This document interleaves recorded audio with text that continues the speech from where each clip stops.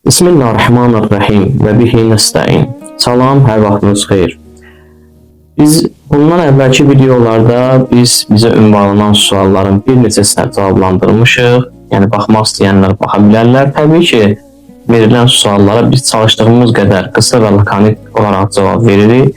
Və bu dəfəki sualımız yenə də bizə ünvanlanıb və sual bundan ibarətdir. Zalımı bağışlamaq olarmı?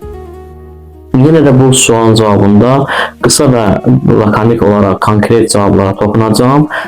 Çünkü videonun çok uzun olmasını istemiyorum. Bazen insanları yorabilir. Kısa çalıştığımız kadar cevap vereceğim. İlk önce bunu qeyd edeyim ki, zalim, zulüm ve məzlum sözləri nədir? Zalim zülm edən kəsə deyərlər. Məzlum isə həmən zülmə məruz qalan kəsdir. Zülm isə hər hansı bir insanın haqqına, malına, namusuna, canına, torpağına təcavüz nəzərdə tutulur. Yəni, zülm bundan ibarətdir. Təbii ki, bizim danışacağımız bu mövzu çox geniş bir mövzudur. Yəni, qeyd edirəm, buna mən qısa olaraq cavab verəcəm. Ümumiyyətlə, zülm etmək barəsində görək Quran-ı Kərimdə Allah Taala nə buyurur? Zülm Quran Allah Taala buyurur Bəqərə surəsinin 279-cu ayəsində nə zülm edin, nə də zülmə baş əyin. Digər ayədə isə Allah Taala buyurur ki, bağışlamağınız müttəqiliyə daha yaxındır. Yəni insan bağışlayarsa təqvalı olmağı daha yaxındır. Bundan da əlavə Nur surəsinin 22-ci ayəsində Allah Təala buyurur ki, bağışlasınlar. Allahın sizi bağışlamağını istəmirsinizmi? Hədislərə biz baxsaq, digər rəvayətlərə biz baxsaq, məsələn, Nəhcül Bəlağədə Həzrət Əleyhisselam buyurur ki, Allahın hökmünə baş əyəcəkləri vaxta qədər onlarla vuruşun. Yəni, düşmənlərlə, zalimlərlə mübarizə aparın. Ümumiyyətlə, bəzən vuruş, bəzən bağışla sözləri istifadə olunur.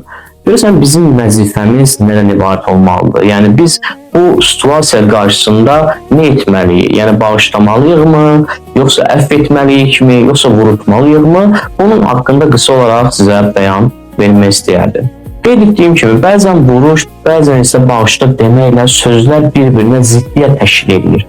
Amma bunu qeyd etmək lazımdır ki, bağışlamağın şəraiti və şərtləri vardır. Yəni, vaxtı və zamanı vardır. Hər vaxt insan düşməni bağışlamalıdır deyə bir şey yoxdur.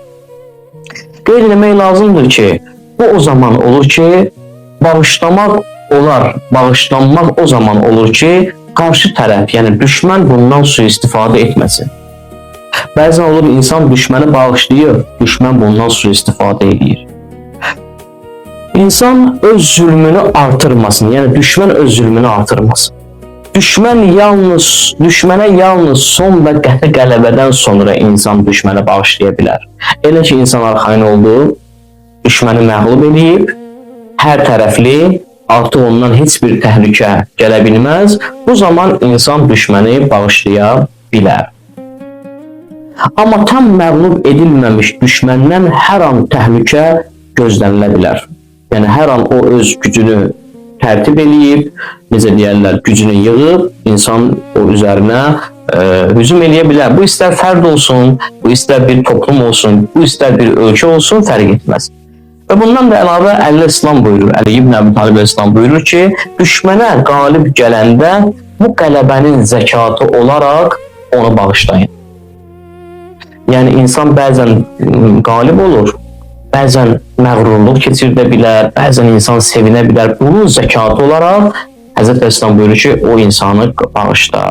Amma gücdən düşməmiş düşməni bağışlamaqla insan zülmə razı olanlardan hesab edilə bilər.